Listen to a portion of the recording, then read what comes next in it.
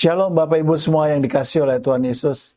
Hari ini Minggu 28 Juni 2026, renungan kita berjudul Ketika Tuhan Bekerja. Firman Tuhan kami ambil dari Kejadian 26 ayatnya yang ke-22. Demikian bunyi firman Tuhan. Ia pindah dari situ dan menggali sumur yang lain lagi. Tetapi tentang sumur ini mereka tidak bertengkar. Sumur ini dinamainya Rehobot. Dan ia berkata, sekarang Tuhan telah memberikan kelonggaran kepada kita, sehingga kita dapat beranak cucu di negeri ini. Pada tahun 1913, Sarah Rektor yang saat itu berusia 11 tahun, diberi sebidang tanah seluas 160 hektar di Oklahoma, Amerika Serikat, melalui program alokasi tanah pemerintah.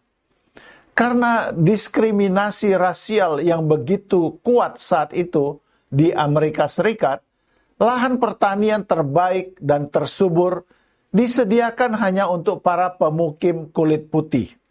Sedangkan para pemukim kulit hitam mendapat lahan yang tandus.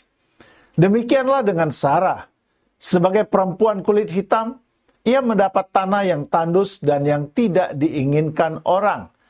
Namun, nasib berkata lain. Di bawah tanah yang tampaknya tak berharga itu, ditemukan cadangan minyak yang melimpah yang kelak mengubah hidup Sarah. Berkat cadangan minyak tersebut, Sarah menjelma menjadi orang kaya raya dan salah satu jutawan kulit hitam pertama di Amerika Serikat.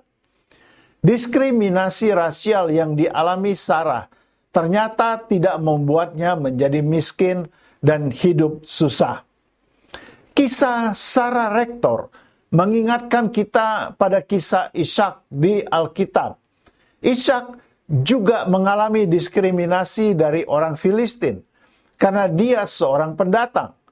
Ketika Ishak tinggal di antara orang Filistin di pusat Gerar, Tuhan memberkati Ishak sehingga ia lebih kaya dari semua orang Filistin tersebut. Hal ini membuat orang Filistin menjadi iri sehingga mereka mengusir Ishak.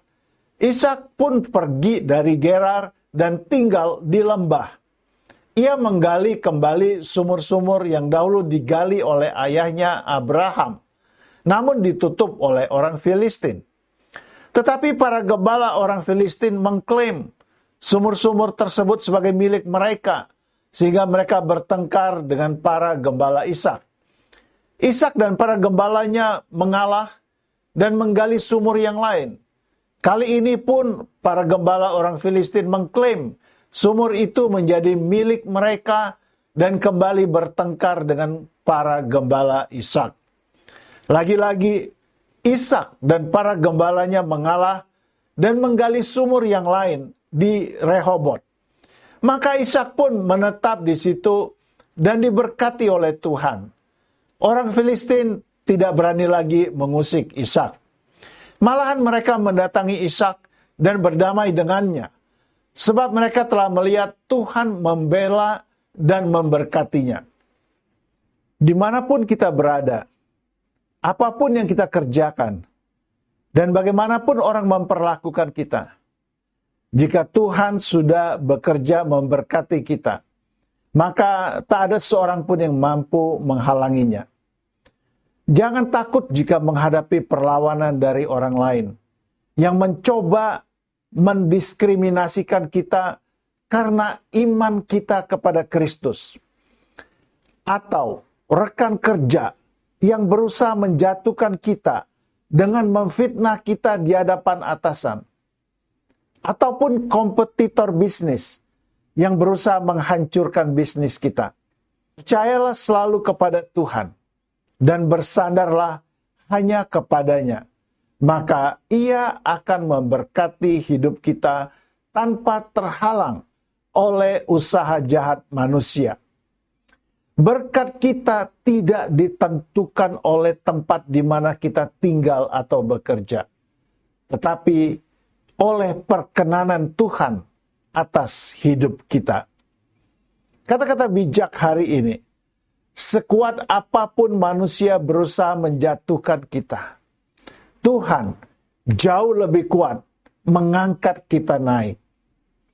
Puji Tuhan Bapak Ibu, untuk renungan yang menguatkan kita semuanya.